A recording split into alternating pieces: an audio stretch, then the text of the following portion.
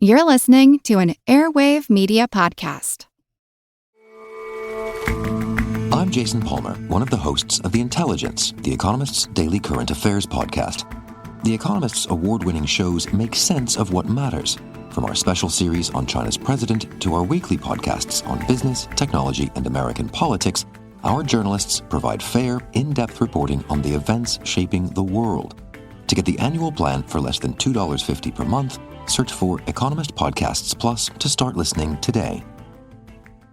Get ahead of postage rate increases this year with Stamps.com. It's like your own personal post office. Sign up with promo code PROGRAM for a 4-week trial plus free postage and a free digital scale. No long-term commitments or contracts. That's Stamps.com, code PROGRAM.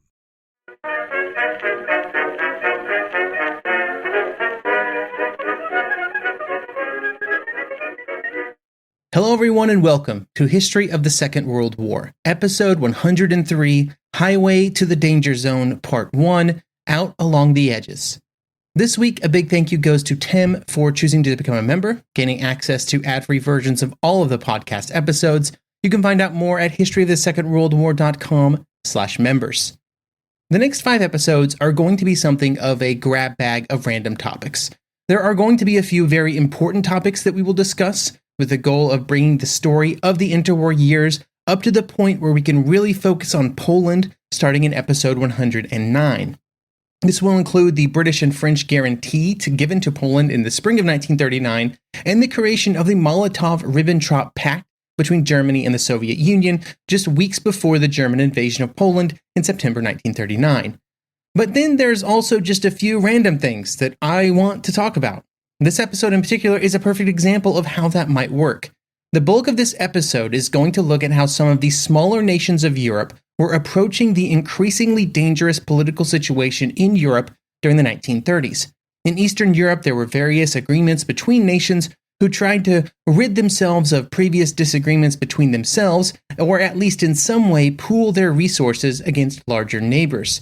Then we will also look at the unenviable position of nations in the Low Countries, Belgium, Luxembourg, and the Netherlands, as they were stuck between Germany and France, while sitting on the most likely invasion route if either nation wanted to attack the other.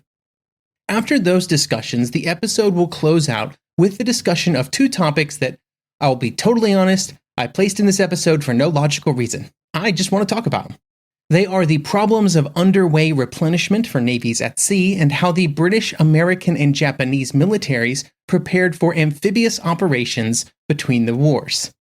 Over the course of the entire interwar period, there were many discussions between France, the Soviet Union, and the nations of Eastern Europe around some kind of agreement structure that could help guarantee security.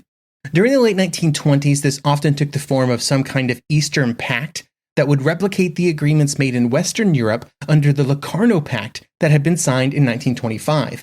That pact had, among other items, contained the agreement that none of the signatory nations would seek border adjustments by military means. A fleeting nature of that agreement, which would later be rendered entirely useless, was not apparent after it was signed, and there was hope, especially in the early 1930s, that a similar agreement in Eastern Europe could bring the nations in the area closer together and allow them to act as a deterrent to the larger nations that surrounded them. The biggest roadblock to such an agreement was the fact that there were many more disagreements that had to be dealt with in Eastern Europe when compared with the West. The nations were new. Many had fought each other in small border clashes after the First World War, and so they sought to gain control over what they believed was their own territory.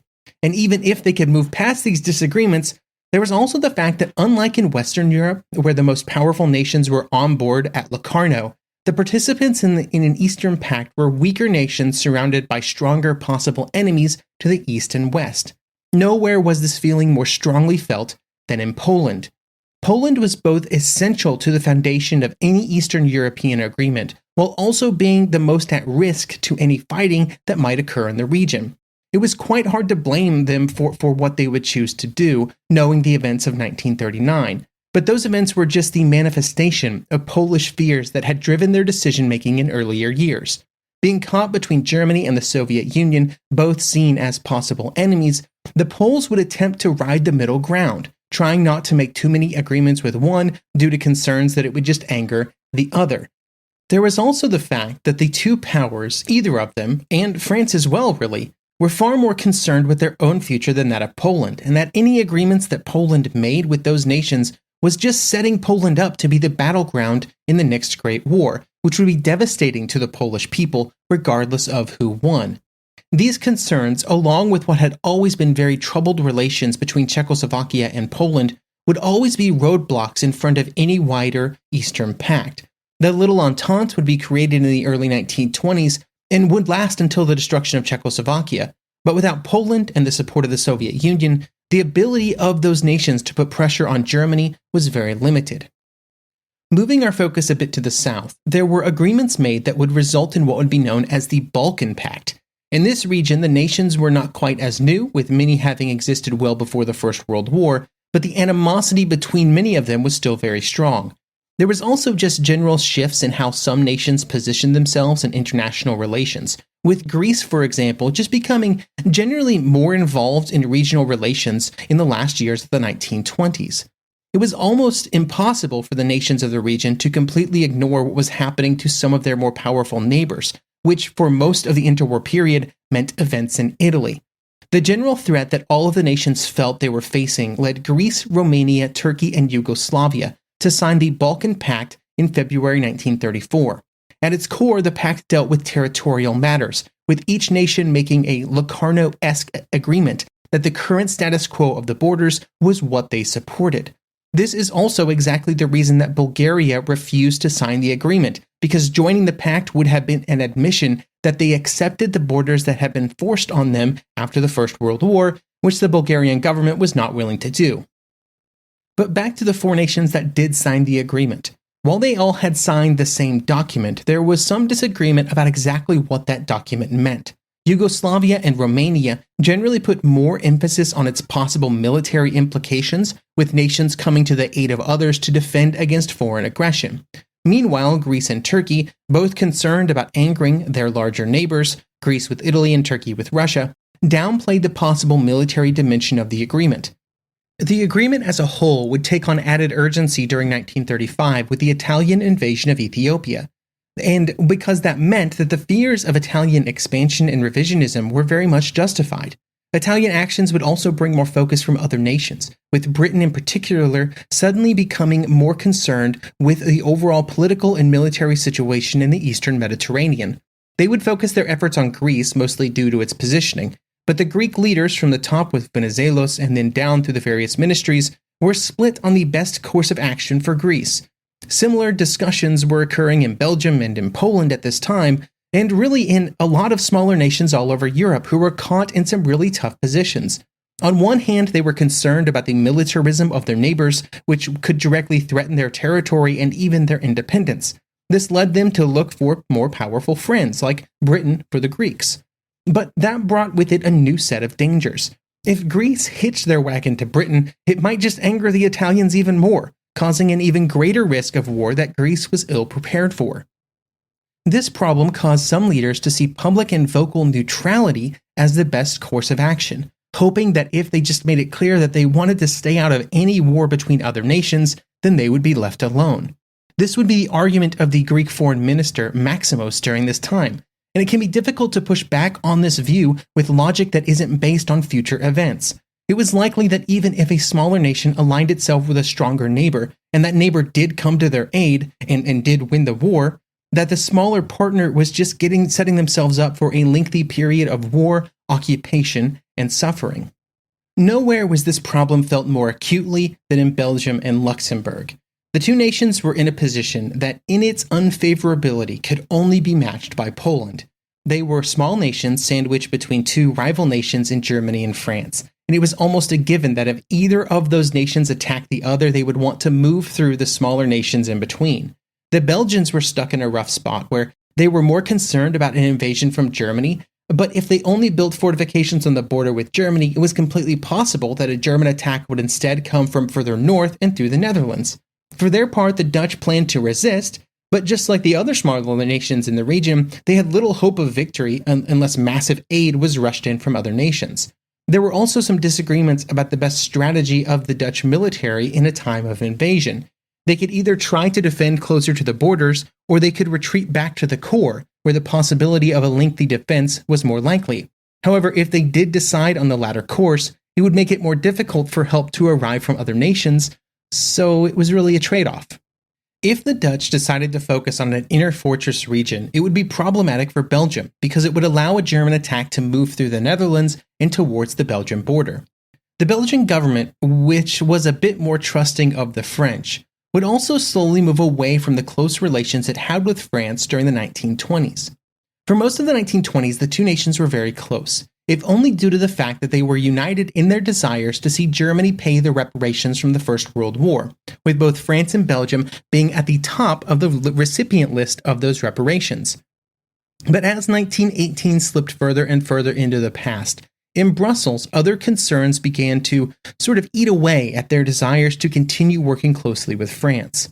The core of the problem was that the second and third largest national security concerns after an invasion by Germany was either being pulled into a war in Eastern Europe due to an alliance with France, or being invaded by Germany specifically because French plans were to move their own military units into Belgium. During the First World War, Belgium had seen years of constant fighting in its country, and avoiding being a battlefield was high on the list of Belgian priorities. And just so we're clear, moving a bunch of troops into Belgium and doing everything in their power to make sure France was not the battlefield of the future was exactly what the French were planning to do. They were more than willing to sacrifice the Belgian countryside to make that happen. The real turning point in relations between Belgium and France was their reoccupation of the Rhineland in 1936. When it occurred, the Belgians would make it clear that they would not support France if it was going to try and place sanctions on Germany, ending 15 years of close cooperation because they didn't want to risk a war. After the remilitarization of the Rhineland, there would be a clear trend of the Belgian government moving away from its previous agreements with France, and this would culminate in an agreement that would be signed between Belgium and the French and British governments, which essentially replaced all of the agreements that had been made in 1920. Those agreements had brought the French and Belgian militaries together in frequent staff talks and joint military planning. The new agreement put Belgium firmly back into the category of neutral nations, with the expressed intention of not allowing any nation to violate its borders. After the agreement was signed, Paris and London would still guarantee Belgian borders and their neutrality, reverting back to essentially what the relationship had been between the three nations before 1914. This arrangement would still be in place in 1939 when Germany invaded Poland, which meant that the German army had a much smaller length of border to defend, having to only really be concerned with the border shared with France. But that was in no way something that should be laid at the feet of Belgium. As with all small nations around Europe during these years, they were stuck in an impossible situation, and one that they fully recognized. They were one of many nations caught in a geographic and demographic nightmare, with no good choices in a world that seemed to be hurtling towards war.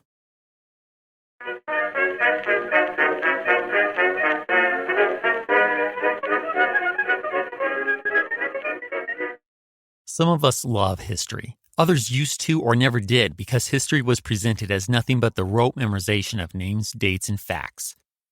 Basically, the story got left out, and that made history kind of suck. My name is Greg Jackson. I'm a university professor with a PhD in history, and bringing history to life is my passion. That's why I created my podcast, History That Doesn't Suck. I want to teach you everything you need to know about U.S. history, but I do so through stories. Let me tell you about George Washington begging his men not to mutiny against Congress, Clara Barton saving Union soldiers amid enemy fire, enslaved Frederick Douglass risking his life for liberty, and about so many other figures as their real experiences make industrialization, social movements, and even congressional debates and tax policy come to life. Subscribe to History That Doesn't Suck today, and join me, Professor Greg Jackson, every other week for a new episode, where I'd like to tell you a story.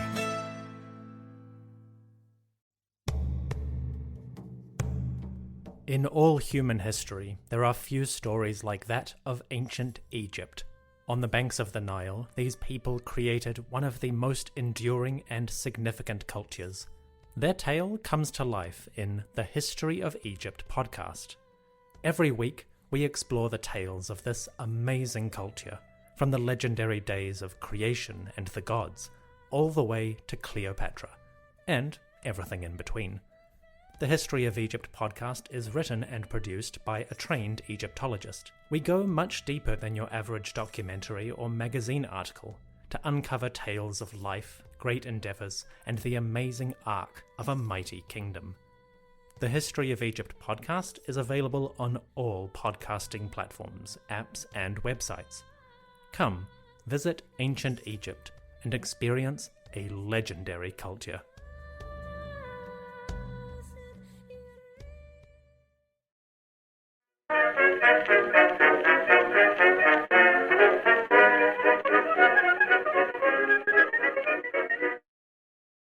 We are now firmly in the random topic section of this episode because I know that at some point in this podcast, I want to talk about absolutely riveting and remarkably important topics like underway replenishment at sea.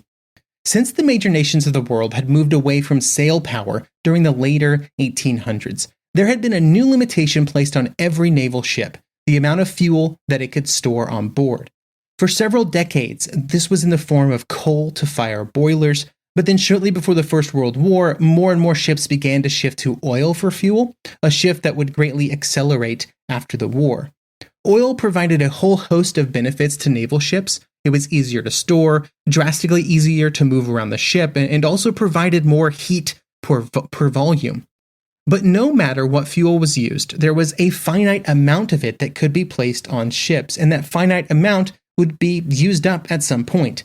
This put a specific maximum distance that any warship could travel, at which point it would need to meet up with a collier, generally at a protected anchorage or a port, and begin the very manual process of transferring coal. The rate at which this could be done varied, but regardless of the method, it was backbreaking and exhausting work for the men on board. But more importantly, from a naval strategy perspective, it limited a navy's options. This did not really become a factor in the major naval engagements of the First World War, most of which were fought in the relatively small constraints of the North Sea. But in the next war, the naval battlefields might be in more expansive waters. There had been some attempts to address this problem and allow for the transfer of coal from one ship to another while they were still at sea and moving, but none of them had been perfect, and by the time that they were showing promise, the transition to oil was already on the horizon. The United States Navy would put a lot of emphasis on underway refueling due to the type of naval war they would spend the entire interwar years planning for, a war with Japan that mandated that the United States fleet move all the way across the Pacific. Even planning for several hops across the vast distances of the Pacific, the smaller ships of the fleet, the critical flotillas of destroyers and light cruisers, would need to refuel on the way, and therefore it became a common training item. By the early 1930s, it was basically a routine exercise. One of the key changes that was made based on the experiences during those exercises was for capital ships to be able to refuel their own escorts, instead of having to rely on dedicated supply ships.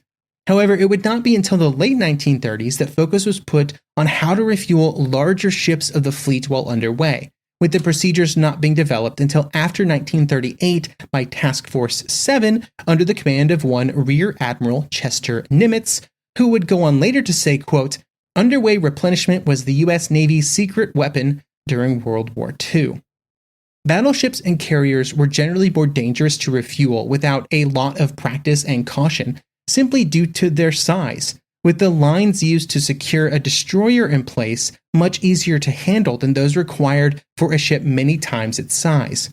All of these processes would be perfected by 1945, with the massive American fleets of 1945 able to completely resupply not just fuel but ammunition, food, and everything else while remaining at sea, which was critical to how the Americans structured their naval campaigns in those last years of the war. Speaking of the war at sea, another important topic of conversation would be how an army would transition from the sea to the land in amphibious operations. There were so many unknown pieces of amphibious operations during the 1930s, which can be easy to forget due to the prominent role they would play in the war after it started. When looking back from the 1930s, there were very few modern examples of large amphibious operations, especially ones that were launched against contested beaches. Gallipoli was an example, But given the course of that operation, it mostly served as an example of the many challenges that would be faced. This left amphibious operations as an area of military theory with many more questions than answers. Was it better to launch day or night landings? How could naval vessels best support the landings? What role would air power play? Would it be more effective to concentrate the landing forces or disperse them, trading firepower in one area for greater flexibility? These are just some of the questions involved. The three nations that would have the greatest need for amphibious operations during the Second World War were Britain, Japan, and the United States. In Britain during the interwar years, there would not be many resources put into amphibious sort of problems and planning, mostly due to budget issues. The Royal Navy had many priorities on which to spend its limited funds, and even though the funds available would greatly increase in the last few years before the war, during most of the 1920s and 30s, it was felt that there was never enough money to go around. The need for such a force was recognized, and the need for planning was recognized. There were discussions about how the operations would be structured, but the final piece in those efforts was missing: dedicated resources and exercises. One of the challenges that was somewhat unique to Britain was that there was not a dedicated set of infantry units that could perform the landings. The Royal Navy had the Royal Marines, but if they were to be used in landing operations of any size, they would have to be drastically expanded. Asking for the money for this expansion would have been challenging and would have required other sacrifices by the Royal Navy that the Admiralty was unwilling to make. This meant that cooperation with the Army was essential, which also meant that both services had to prioritize amphibious operations, which would not really happen until 1938 with the creation of the Inter-Service Training and Development Center. This group would have only about a year to work through the problem and to start the development of dedicated landing craft. On the other side of the world, unlike the Royal Navy, the Japanese military would put a huge amount of resources towards the problem of amphibious landings. The primary driving force behind this difference was down to how Japan planned to start a war. A critical piece of every Japanese war plan in the Pacific were assaults on various islands held by other nations, like Guam or Wake Island, or even a lot bigger operations, like invading the Philippines.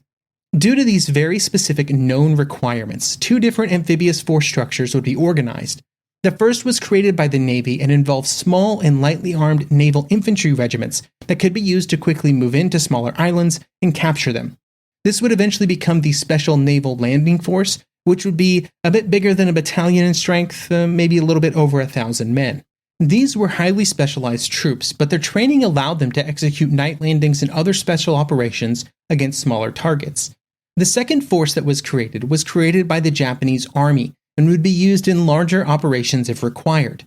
3 divisions would be trained in this special task, but then after 1937 they would be pulled into the fighting in China. While this reduced the ready strength of units to execute the landings, it did not undo the fact that through the training of those divisions, the Japanese had gained a good appreciation for what was required to mount successful amphibious operations. In the United States, the requirements of War Plan Orange, which was the primary driver behind naval planning and preparations during the interwar years, made amphibious operations essential. Orange would go through many major and minor revisions, but at its core, it was the plan of how the United States Navy planned to fight a war with Japan. The plan always involved some strategy of trying to move naval strength across the Pacific to reinforce or to recapture the Philippines. Due to the islands possessed by Japan and the likelihood that they would capture other islands, it was always assumed that at least a few islands held by the enemy would have to be captured. The Marine Corps would begin to fill the role required to mount these operations, and over the course of the 1920s and 30s, the overall training for the Marines would involve more and more amphibious training. Then, after 1935, there would be at least one fleet landing exercise every year, which often also involved the Army. These would continue until 1940, and while the operations after 1941 would grow and evolve, these pre-war exercises allowed for the testing of some basic concepts. After the war started, all 3 nations would be faced with the need of these landing operations, and the focus placed on the operations by the Japanese and Americans and their later entry into the conflict would give them a leg up, but there were still so many challenges to face.